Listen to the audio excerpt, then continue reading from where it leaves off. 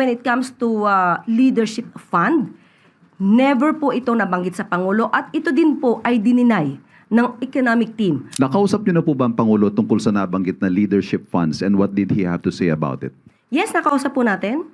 Sinabi niya po na wala talagang itong pinag-usapan dahil nung pag nag-uusap sila at nagre-report si Secretary Manny Bonoan, hinahanapan niya ng proyekto at dapat ang proyekto ay base sa pangangailangan ng lugar, ng bayan. Ang pondo binibigay sa proyekto, hindi sa tao. Pero when it comes to leadership fund, never po ito nabanggit sa Pangulo at ito din po ay dininay ng economic team.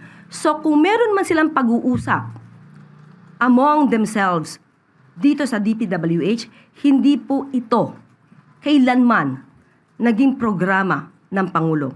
At hindi po nakalagay ang leadership fund sa GAA. Pag meron hong ginawa ang mga underlings mo, ang mga tao sa ilalim mo na hindi mo alam, ang tawag po kasi ng ordinaryong tao doon nalusutan. Is this to admit na nalusutan ng Pangulo at least on this particular point?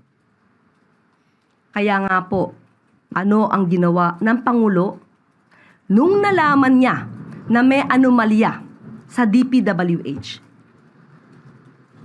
Dahil mali na yung report ni Secretary Manny Bonoan, ang ginawa agad ng Pangulo, nagpaimbestiga.